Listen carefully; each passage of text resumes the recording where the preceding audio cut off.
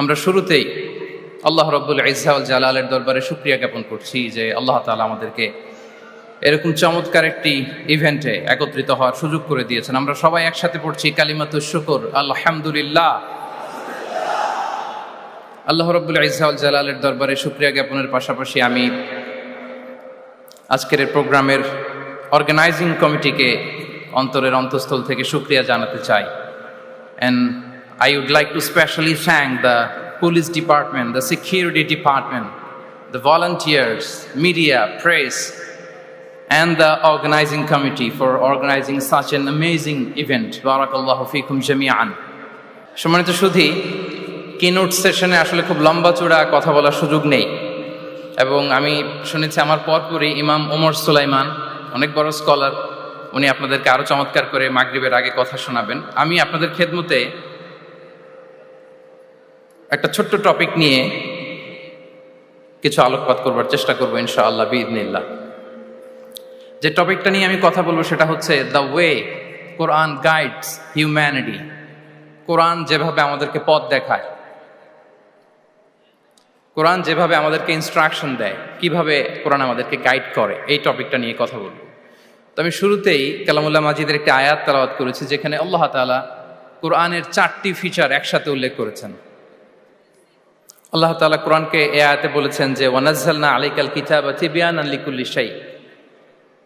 নবী হে, আমি আপনার কাছে এই কোরআনকে পাঠিয়েছি তিবিয়ান। তিবিয়ান মানে হচ্ছে clarification, explanation for all things, সবকিছুর ব্যাখ্যা। কোরআন হচ্ছে সবকিছুর সুস্পষ্ট ব্যাখ্যা, এবং এটা হচ্ছে হুদা। 2 নম্বর ফিচার হচ্ছে কোরআন হচ্ছে হুদা, গাইডেন্স, যেটা আপনাদের এই কনভেনশনের থিমের সাথে প্রাসঙ্গিক, কারণ এবারের কনভেনশনের থিম হচ্ছে আল কোরআন গাইডেন্স ফর হিউম্যানিটি। তো কোরআন 1 নম্বরে হচ্ছে ক্লারিফিকেশন বা এক্সপ্লেনেশন, তারপর কোরআন হচ্ছে গাইডেন্স, এরপর আল্লাহ বলেছেন রাহমা, মার্সি, এবং আয়াতের সবশেষে আল্লাহ বলেছেন যেটা হচ্ছে বুশরা লিল মুসলিমিন, glad tidings for the believers. তো এই 4টা ফিচারের মধ্যে আমি কোরআন যে হুদা, কোরআন যে গাইডেন্স, এটা নিয়ে কিছু আলোকপাত করবো ইনশাআল্লাহ বিইذনিল্লাহ। আমরা রমাদানের আয়াত সবাই জানি, সূরাতুল বাকারাতে রমাদান নিয়ে যে আয়াতটি এসেছে, ওই আয়াতে আল্লাহ তাআলা কোরআনকে গাইডেন্স বলেছেন, শাহরু রমাদানাল্লাযী উনজিলা ফীহিল কুরআন। তারপর কি? হুদাল লিন্নাস, গাইডেন্স ফর হিউম্যানিটি। এবং এই গাইডেন্সটা এটা সবার জন্য। অন্য আয়াতে আল্লাহ তাআলা বলছেন ইন হুয়া ইল্লা যিকরা লিল আলামিন। এই কোরআনটা হচ্ছে রিমাইন্ডার ফর হোল ওয়ার্ল্ড, গোটা বিশ্বের জন্য কোরআনটা হচ্ছে গাইডেন্স বা reminder, including jinnkind and mankind. যদি প্রথম আয়াতে আল্লাহ বলেছিলেন বুশরা লিল মুসলিমিন, কিন্তু এই আয়াতে আমরা দেখলাম যে এটা হচ্ছে যিকরা লিল আলামিন, গোটা বিশ্বের জন্য এটা রিমাইন্ডার, ম্যানকাইন্ডের জন্য রিমাইন্ডার, জিনকাইন্ডের জন্য রিমাইন্ডার। এবং জিনেরা, জিনকাইন্ড, জিন জাতি এটা স্বীকার করেছে যে কোরআন মানুষকে পথ দেখায়, বিশ্ববাসীকে পথ দেখায়। তারা যখন তায়েফে বিষ্ণু ঈসা ইসলামের কণ্ঠে সর্বপ্রথম তারা কোরআনিক রিসাইটেশন তারা শুনলো, তারা যেটা বলেছিল আল্লাহ তাআলা সরাসরি কোট করেছেন কোরআনে, সেটা তারা বলেছিল ইন্না সামি'না কুরআনান আজাবা ইয়াহদি ইলা রুশদি ফাআমান্না বিহি। Indeed we have heard an amazing Quran and it guides to the right path. আমরা একটা অসাধারণ কোরআন শুনেছি এবং এটা ইয়াহদি ইলা রুশদ, গাইড করে, পথ দেখায় সঠিক রাস্তায়। তো আমরা বুঝতে পারলাম কোরআন হচ্ছে গাইডেন্স, আমাদেরকে পথ দেখায়।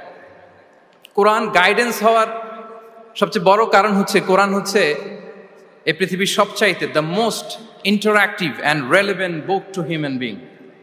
সবচাইতে জীবন ঘনিষ্ঠ এবং প্রাসঙ্গিক কিতাব হচ্ছে আল কোরআন। কিতাবটার নাম কি? সবাই বলুন একসাথে, কি নাম? সবচাইতে প্রাসঙ্গিক, জীবন ঘনিষ্ঠ, the most interactive book ever in the world. এর কারণ হচ্ছে এর আগে যত আসমানি কিতাব এসেছিল সবগুলো কিন্তু একবারে নাজিল হয়েছে এট এ টাইমে। তাওরাত মুসা আলাইহিস সালামের উপর একবারে নাজিল হয়ে গিয়েছে একসাথে। ইনজিল ঈসা আলাইহিস সালামের উপর একবারে নাজিল হয়েছে। জাবুর দাউদ আলাইহিস সালামের উপর একবারে নাজিল হয়েছে। কোরআনও কি একবারে নাজিল হয়েছে? হ্যাঁ, একবারে নাজিল হয়েছে না। 23 বছরের 23 ইয়ার্সের লং পিরিয়ড অফ টাইমে একটু একটু করে নাজমান নাজমান হাসবা হাওয়াইজিল বাশার, মানব জাতির প্রয়োজনের তাগিদে, তাই না, প্রেক্ষাপটের আলোকে নাজিল হয়েছে। প্রথম নাজিল হয়েছে মক্কায়, তারপরে মদিনায়, বিভিন্ন জায়গাতে। আপনারা জানেন যে কোরআনের প্রথম আয়াত নাজিল হয়েছে মসজিদুল হারাম থেকে 10 কিলোমিটার উত্তর পূর্ব দিকে জাবালে নূর আছে, একটা পাহাড়, 634 মিটার উঁচুতে একটা কেইভ আছে, গারে হেরা। ওই হেরা গুহায় শুরু হলো কোরআনের এই নাজিল হওয়ার প্রক্রিয়া। এরপর রাসূল সাল্লাল্লাহু আলাইহি ওয়াসাল্লাম মক্কা থেকে মদিনায় গেলেন, সেখানেও নাজিল হতে লাগলো। এই কোরআন কখনো নাজিল হয়েছে ঘরের ভেতরে, কোরআন কখনো নাজিল হয়েছে বাজারে, কোরআন কখনো নাজিল হয়েছে সফরে, এই কোরআন কখনো নাজিল হয়েছে যুদ্ধের ময়দানে, এই কোরআন কখনো নাজিল হয়েছে আল্লাহর আরশে। তার মানে রাসূল যেখানে, কোরআনও সেখানে। কতটা ইন্টারেক্টিভ কিতাব!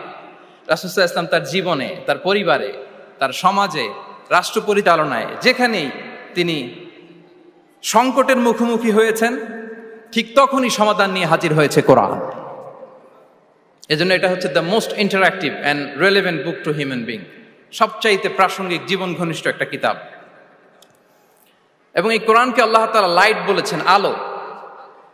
ওয়া আনজালনা ইলাইকুম নূরাম মুবিনা, নবী হে, আপনার কাছে আমি লাইট পাঠিয়েছি। কোরআন এটা আলো, কারণ পথ দেখাতে হলে তো লাইট লাগবে। যেটা আপনাকে পথ দেখাবে, তার মধ্যে যদি আলো না থাকে, সে পথ দেখাতে পারবে নাকি? পারবে না। তো কোরআনকে আল্লাহ তাআলা লাইট বলেছেন। এবং কোরআন শুধু নিজেই লাইট নয়, শুধু নিজেই আলো নয়, সে আলোর দিকে নিয়ে যায়। আল্লাহু আকবার। আলিফ লাম রা, কিতাবুন আনজালনাহু ইলাইকা লিতুখরিজান নাসা মিনাল যুলুমাতি ইলান নূর। I've revealed this book unto you, O Muhammad, in order to lead the mankind out of darknesses into the light. অনেকগুলো অন্ধকার থেকে একটি আলোর দিকে, মহাসত্যের দিকে নিয়ে যাওয়ার জন্য আমি কোরআন পাঠিয়েছি। সুবহানাল্লাহি ওয়া বিহামদি। এবং একটু খেয়াল করে যদি আমরা দেখি যে একটি পুরো জাতি, একটি পুরো গোষ্ঠীর জীবনধারা পাল্টে দিয়েছিল কোরআন, যাদের লেখাপড়া জানা ছিল না, অক্ষর জ্ঞানহীন একটা জাতি, একটা ভূখণ্ডের জীবনধারা পাল্টে দিয়েছে এই কোরআন। কোরআন যেমনি আলো, তার পাশাপাশি কোরআন হচ্ছে ক্রাইটেরিয়ান। কোরআন সত্য এবং মিথ্যার মধ্যে পার্থক্য তৈরি করে দেয়। আপনি কোরআনের লেন্স দিয়ে যদি এই বিশ্বকে পরখ করতে চান, কোরআনের লেন্স দিয়ে যদি এই পৃথিবীকে আপনি পরখ করেন, তাহলে দেখবেন যে কোনটা সত্য কোনটা মিথ্যা আপনার সাথে, আপনার কাছে এটা সুস্পষ্ট হয়ে যাচ্ছে, ঠিক কি না?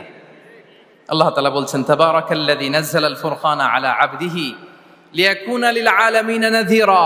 ফুরকান বলেছেন আল্লাহ তাআলা কোরআনকে এখানে। The criterion, it differentiates between right and wrong. Quran পড়লে আপনি বুঝতে পারবেন কোনটা সত্য কোনটা মিথ্যা। এবং সবচাইতে মজার ব্যাপার হচ্ছে, কোরআন হচ্ছে একটা টাইমলেস মিরাকেল। টাইমলেস মিরাকেল, চিরন্তন মুজিজা। এটার কোনো লয় নাই, ক্ষয় নাই। আল্লাহ তাআলার যেমনি লয় নাই, ক্ষয় নাই, কোরআনেরও লয় নাই, ক্ষয় নাই। কারণ কোরআন কিন্তু আল্লাহর ক্রিয়েশন নয়, আল্লাহর সৃষ্টি নয়, এটা কিন্তু আল্লাহর সিফা। আপনারা জানেন তো এটা, কোরআন কিন্তু আল্লাহর সিফা। আল্লাহরও ক্ষয় নাই, কোরআনেরও ক্ষয় নাই। এবং অন্যান্য নবীদেরকে যে কিতাব দেয়া হয়েছে, সেটা তাদের হেদায়েতের জন্য, আর সেই কিতাবকে তারা পরিবর্তন করে ফেলেছে। সেই কিতাবগুলোর আদি এবং আসল রূপ কিন্তু অবশিষ্ট নেই। কিন্তু কোরআন শুধু হেদায়েতই নয়, গাইডেন্সই নয়। কোরআন যেমনি হেদায়েত, পাশাপাশি কোরআন হচ্ছে মুজিজা। কোরআনের আছে সংখ্যাতাত্ত্বিক মুজিজা, ভাষা শৈলীর মুজিজা, সায়েন্টিফিক মিরাকেল, মহাবিশ্বের মহাবিশ্বয় মহাগ্রন্থ আল কুরআন আল কারীম, অপরিবর্তনীয়। Up until the day of judgement, কিয়ামত পর্যন্ত এটা অপরিবর্তনীয় থাকবে। এই মুজিজা কিয়ামত পর্যন্ত থাকবে। পৃথিবীতে যত নবীকে আল্লাহ তাআলা মুজিজা দিয়েছেন, নবীদেরও বিদায় হয়েছে, মুজিজারও বিদায় হয়েছে। নবীরা চলে গিয়েছেন, সাথে সাথে মুজিজাও চলে গিয়েছে। আল্লাহ নবী দাউদ আলাইহিস সালামকে আল্লাহ মুজিজা দিয়েছিলেন। তিনি লোহা ধরলে লোহা গলে নরম হয়ে যেত, উনি এটা দিয়ে আর্মর বানাতেন, যুদ্ধাস্ত্র বানাতেন। ওয়া আলান্না লাহুল হাদিদ। কিন্তু দাউদ আলাইহিস সালামের ইন্তেকালের পরে কেউ আর এটা রিপিটেশন করে দেখাতে পারেনি, এমনটা হয়নি আর তার উম্মতের মধ্যে। আল্লাহ নবী মুসা আলাইহিস সালামকে আল্লাহ তাআলা মুআজিজা দিয়েছিলেন, তিনি লাঠি জমিনে রাখলে সেটা সাপ হয়ে যেত। ফাআলকাহা ফাইদা হিয়া হাইয়াতুন তাসআ, মুভিং স্নেক হয়ে যেত। কিন্তু মুসা আলাইহিস সালামের ইন্তেকালের পরে কেউ আর ওই লাঠি দিয়ে মুভিং স্নেক বানাতে পারে নি। বনি ইসরাইলের কাছে কিন্তু ওই লাঠিটা ছিল, আপনারা জানেন।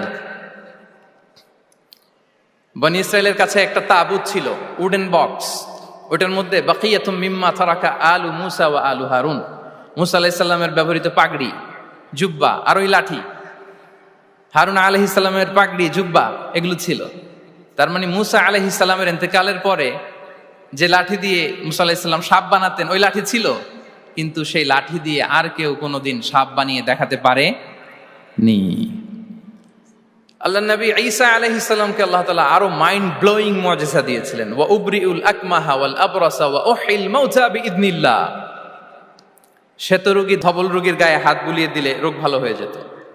অন্ধ ব্যক্তির চোখে টাচ করে দিলে সে দৃষ্টিশক্তি ফিরে পেত। মৃত ব্যক্তিকে আল্লাহ নবী ঈসা আলাইহিস সালাম কুম বিইذনিল্লাহ বলার সাথে সাথে মৃত ব্যক্তি জীবিত হয়ে যেত। কিন্তু এই নবী আলাইহিমুস সালামদের বিদায় যখন ঘটেছে, সাথে সাথে তাদের মুআজিজারও বিদায় হয়েছে। কিন্তু বিশ্বনবী সাল্লাল্লাহু আলাইহি ওয়াসাল্লামের উপর নাজিল হওয়া এই মহাবিশ্বের মহাবিশ্বয় মহাগ্রন্থ আল কোরআন, আল্লাহ নবী ইন্তেকাল করেছেন, তিনি আমাদের থেকে বিদায় নিয়েছেন, কিন্তু কোরআন কি বিদায় নিয়েছে? আওয়াজ করে সবাই বলতে হবে, কোরআন কি বিদায় নিয়েছে? কিয়ামত পর্যন্ত থাকবে। বিষ্ণু ইসা ইসলাম একটা আয়াত যেভাবে পড়তেন আমরা ঠিক হুবহু ওইভাবে পড়ি। বিষ্ণু ইসা ইসলাম একটা শব্দ ১৫০০ বছর আগে যেভাবে উচ্চারণ করতেন আমরা ঠিক ওইভাবে করি।